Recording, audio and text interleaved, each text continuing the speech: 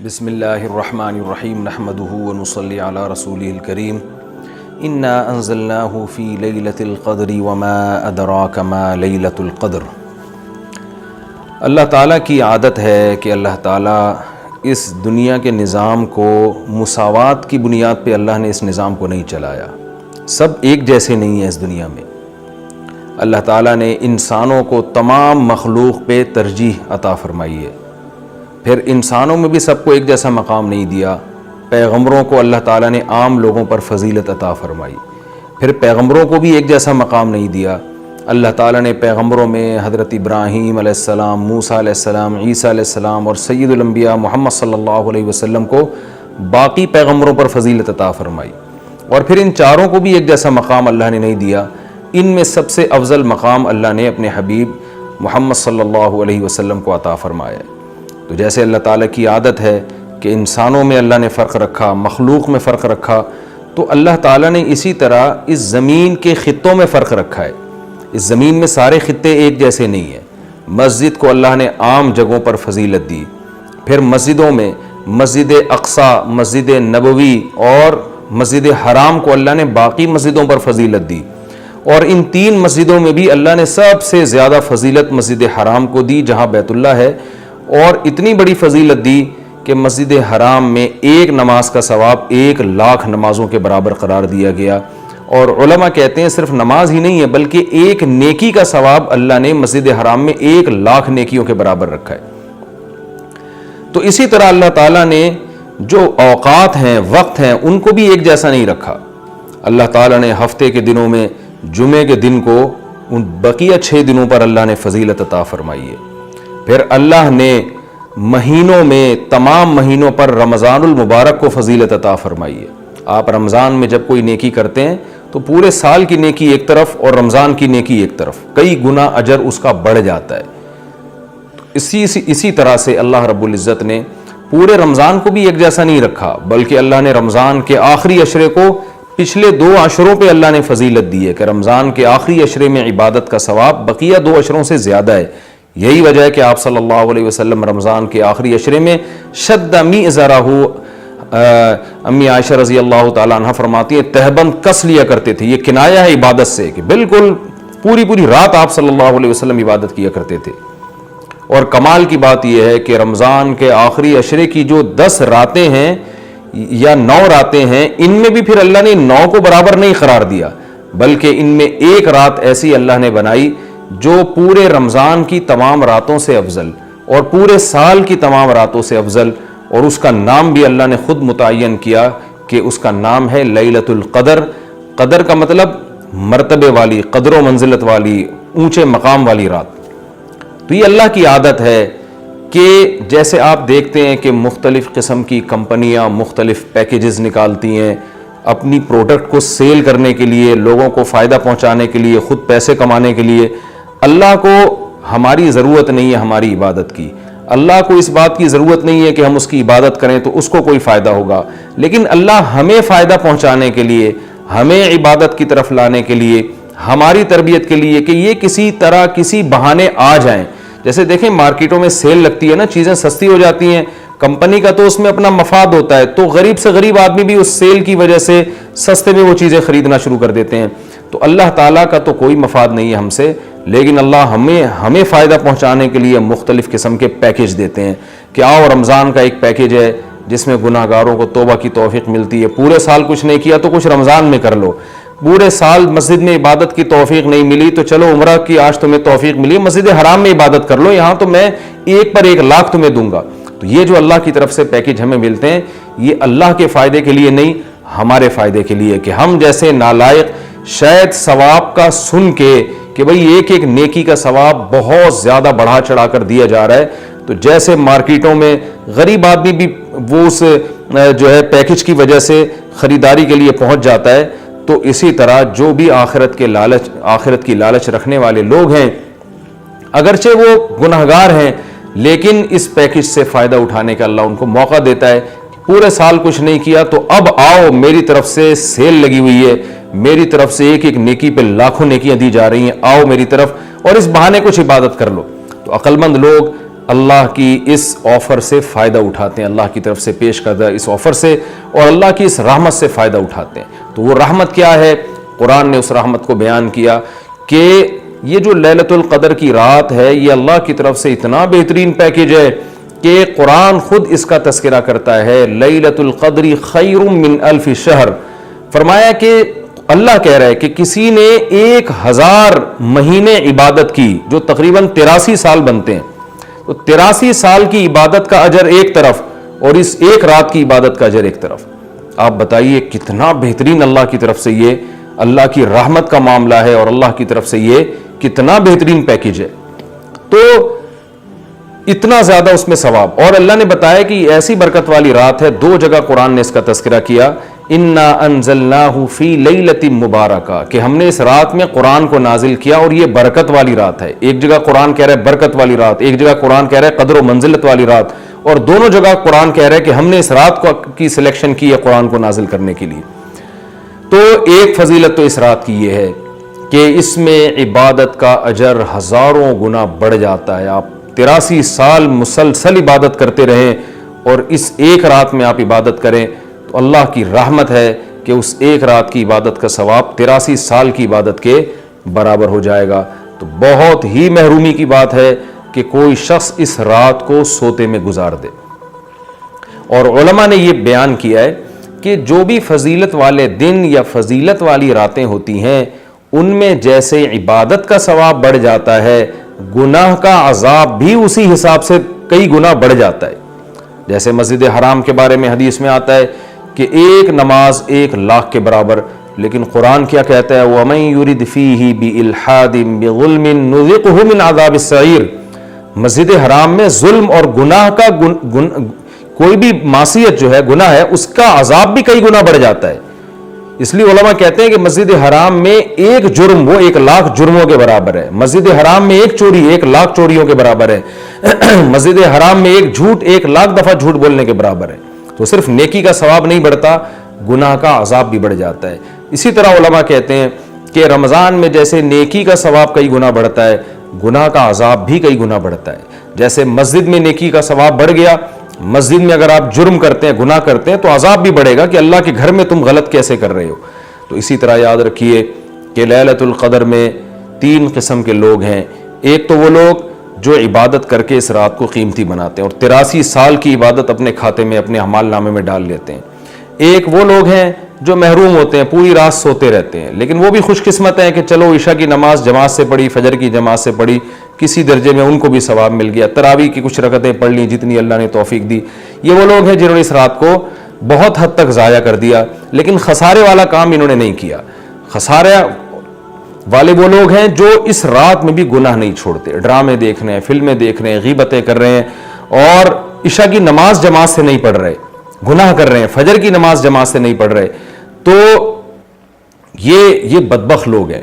تو خوب یاد رکھیے کہ لیلۃ القدر میں جیسے عبادت کا ثواب بڑھتا ہے ایسے ہی گناہ کا عذاب بھی کئی گنا زیادہ بڑھ جاتا ہے. اور یہی حکمت ہے, علماء بیان کرتے ہیں کہ رسول اللہ صلی اللہ علیہ وسلم نے ہمیں یقینی طور پر لیلۃ القدر کی رات متعین کر کے نہیں بتائی. آپ نے یہ فرمایا کہ طاق راتوں میں تلاش کرو, آخری عشرے میں تلاش کرو. وہ رات اسپیسیفک متعین نہیں کی. اس میں یہی حکمت علماء بیان کرتے ہیں کہ اگر وہ رات متعین کر دی جاتی اور پھر اس رات میں کوئی پوری رات سو کے ضائع کرتا تو اللہ کی اس پر حجت تام ہو جاتی. اللہ کہتے تجھے تو پتا تھا کہ آج لیلۃ القدر کی رات ہے, تو نے آج گناہ کیسے کیا, تو نے اس رات کو ضائع کیسے کیا, تو اور زیادہ عذاب آ سکتا تھا.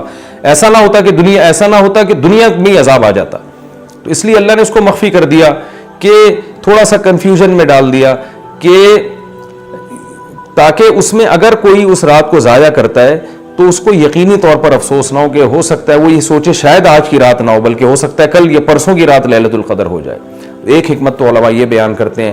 دوسری حکمت یہ بیان کرتے ہیں کہ اگر لیلۃ القدر کی رات متعین کر دی جاتی اور اس رات اتفاق سے کوئی سوتا رہ جاتا, بیماری کی وجہ سے عبادت نہ کر پاتا, تو پھر وہ بقیہ راتوں میں بالکل بھی عبادت نہ کرتا. وہ کہتا ہے لیلۃ القدر تو گزر گئی, اب میں رات جاگ کے کیا کروں گا, اصل جو اللہ کی طرف سے رحمت والا معاملہ تھا وہ تو میں نے ضائع کر دیا.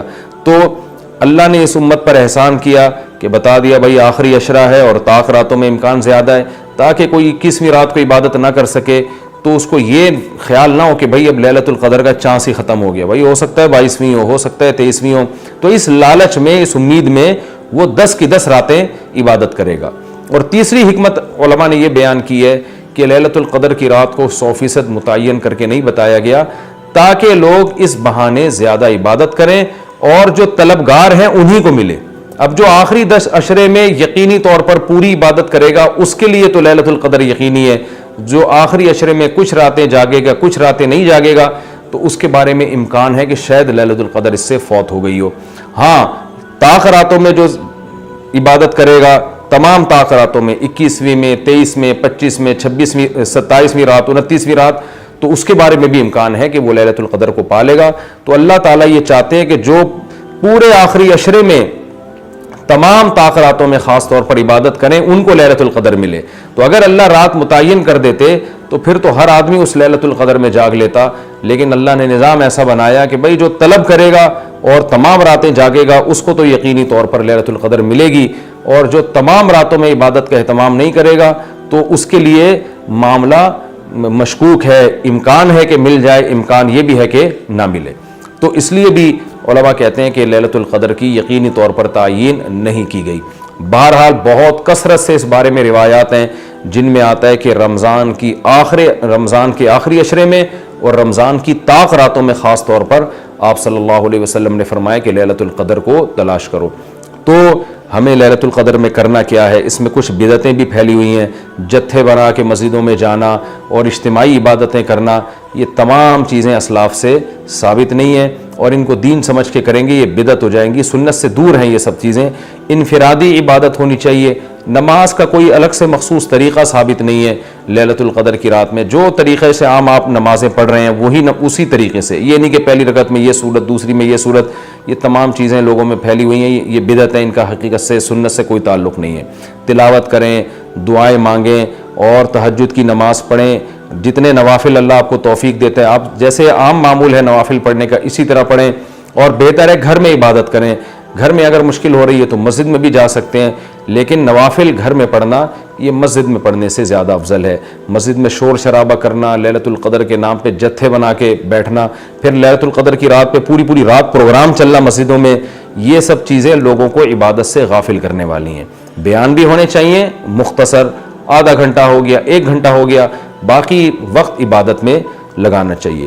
دوسری بات یہ کہ اتنی کثرت سے عبادت کرنا کہ آپ کا دماغ ہی خراب ہونا شروع ہو جائے، نیند سے حالت خراب ہو جائے، تو یہ بھی ٹھیک نہیں ہے۔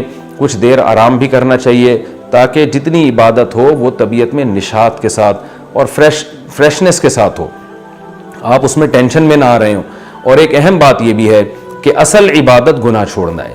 آپ صلی اللہ علیہ وسلم نے لیلۃ القدر میں ہمیں جو دعا سکھائی ہے اس دعا کا مفہوم بھی یہی ہے۔ صحیح حدیث میں دعا آتی ہے کہ لیلۃ القدر میں یہ دعا مانگو، اللہم انک عفو تحب العفو فاعف عنا، اے اللہ تو سراپا معافی ہے، معافی کو پسند کرتا ہے، ہمارے گناہوں کو معاف کر دے۔ تو اس سے پتہ چلتا ہے کہ لیلۃ القدر میں نبی ہمیں یہ سکھا رہے ہیں، یہ سمجھا رہے ہیں کہ گناہوں سے توبہ کرنی ہے، معافی مانگنی ہے۔ ظاہر ہے جس جرم سے معافی مانگی جاتی ہے تو اسی بیس پہ مانگی جاتی ہے نا کہ آئندہ آپ چھوڑنے کا عہد کر رہے ہو، آپ نے کسی کا دل دکھایا، کسی کو ٹینشن دی، اب آپ اس سے سوری کر رہے ہیں، وہ کہتا ہے ٹھیک ہے آئندہ ٹینشن نہیں دینا، آپ کہتے ہیں دوں گا تو میں آئندہ بھی تمہیں ٹینشن، تو وہ کہے گا پھر یہ تو معافی نہیں، یہ تو معافی کے نام پہ مذاق ہو گیا بھائی۔ تو نبی جو ہمیں دعا سکھا رہے ہیں اس میں اصل بتا رہے ہیں کہ لیلۃ القدر کی رات میں اللہ سے دعائیں مانگ کر توبہ کرنی ہے۔ تو اس رات میں آپ عبادت کریں، اللہ سے دعا مانگیں، اور دعا کیا مانگیں کہ اللہ جو گناہ ہماری زندگی میں ہیں ان سے ہم توبہ کرتے ہیں اور آئندہ ہمیں ان سے بچنے کی توفیق عطا فرما۔ گناہ کیا ہے؟ نمازوں کا قضا کرنا، داڑھی کاٹنا، خواتین کا بے پردگی کرنا، اور سود لینا، بہنوں کی وراثت نہ دینا، اور جاندار کی جو تصویریں آج کل لوگوں نے گھروں میں ڈیکوریشن کے طور پر تصویریں لگائی ہوئی ہوتی ہیں، یہ سب ناجائز ہیں۔ آپ صلی اللہ علیہ وسلم نے فرمایا ان من اشد الناس عذابا یوم القیامۃ المصورون، کہ سب سے سخت ترین عذاب قیامت کے دن تصویر بنانے والے کو ہوگا۔ ڈیجیٹل کیمرے کی تصویر میں تو بہت اچھا خاصا علماء کا اختلاف ہے کہ ہماری رائے یہ کہ تصویر میں داخل نہیں ہے، لیکن جو پرنٹڈ تصویر ہوتی ہے اور کسی شرعی عذر کے بغیر ہو، ایک تصویر کسی ضرورت سے ہوتی ہے، بلا وجہ شو بازیوں کے لیے اپنے باپ داداؤں کی تصویریں دیواروں پہ سجانا، یہ فیشن ہمارے یہاں بنتا چلا جا رہا ہے۔ اور جو بت بنے ہوئے ہوتے ہیں تصویر کے نام پہ، وہ بھی اسلام میں حرام ہے۔ تو ان سب چیزوں سے ہمیں لیلۃ القدر میں توبہ کرنی ہے، شراب سے، زنا سے، بد نظری سے، والدین کی نافرمانی سے، رشتہ داری توڑنے سے۔ آپ صلی اللہ علیہ وسلم نے فرمایا جو خونی رشتوں کو توڑتا ہے وہ جنت میں داخل نہیں ہوگا۔ لیلۃ القدر کی رات میں آپ اپنے خونی رشتوں کو منا لیں۔ اس رات میں آپ اگر رشتے کو جوڑیں گے اس کا ثواب کئی گنا زیادہ ملے گا، اس کی برکتیں بہت زیادہ ہوں گی۔ تو اس رات میں صدقہ خیرات بھی کرنا چاہیے، اور ان تمام جرائم سے، نماز چھوڑنے کا گناہ، سود کا گناہ، وراثت کھانے کا گناہ، جو بھی ناپ تول میں کمی کا گناہ، آپ اگر کسی ادارے میں جاب کرتے ہیں، آپ تنخواہ پوری لے رہے ہیں مگر آپ کام میں ڈنڈی مار رہے ہیں، یہ خیانت ہے جس سے قرآن نے روکا ہے۔ یہ بھی ایک جرم ہے، اس جرم سے بھی ہم نے اس رات میں توبہ کرنی ہے۔ اگر کوئی کرایہ دار مالک مکان کے گھر کو امانت کے طور پہ استعمال نہیں کرتا، یہ بھی امانت میں خیانت ہے۔ اور اگر مالک مکان کرایہ دار کو تنگ کرتا ہے، یا کرایہ دار مالک مکان کو ٹائم پہ کرایہ نہیں دیتا، یہ بھی جرم ہے جس کو قرآن بیان کرتا ہے امانت میں خیانت۔ تو جہاں بھی دو آدمیوں کا معاملہ ہو رہا ہے اور اس میں آپ ڈنڈی مار رہے ہیں، یہ بہت بڑا جرم ہے۔ قرآن میں اہل جنت کی یہ صفات بیان نہیں کی گئی ہیں۔ تو اخلاق کو اپنے درست کرنا، آپ صلی اللہ علیہ وسلم نے فرمایا منافق کی 3 نشانیاں ہیں، بات کرتا ہے، جھوٹ بولتا ہے، امانت دی جائے تو خیانت کرتا ہے، اور جب کسی سے بحث مباحثہ کرتا ہے تو گالم گلوچ پہ آ جاتا ہے۔ آج دیکھیں دفتروں میں کیا حال ہے، بات بات پہ گالیاں، ذرا سا کوئی مسئلہ ہوتا ہے فوش فوش گالیاں نکالنا شروع کر دیتے ہیں۔ تو یہ تمام چیزیں ایسی ہیں جن سے ہمیں اس رات میں توبہ کرنی ہے۔ اللہ تعالیٰ سے دعا ہے کہ لیلۃ القدر کی رات اللہ ہم سب کے لیے خیر اور برکت والی بنائے، اور اس رات میں ہمیں عبادت کی توفیق عطا فرمائے، اور اس رات میں ہمیں گناہوں سے سچی توبہ کی توفیق عطا فرمائے۔ وما علینا الا البلاغ۔ السلام علیکم ناظرین، آپ دیکھ رہے ہیں چینل دا مسلم ایمان۔ تو ناظرین، آج آپ نے جانا کہ شب قدر کی ایک رات کی فضیلت 83 سالوں کی عبادت کے برابر ہوتی ہے۔ تو آپ سن رہے تھے مفتی طارق مسعود کے زبانی لیلۃ القدر جانے کے شب قدر کی فضیلت۔ تو ناظرین، ویڈیو کو لائک کریں اور ایسے ہی ویڈیو دیکھنے کے لیے ہمارے چینل کو سبسکرائب کریے۔ اللہ حافظ۔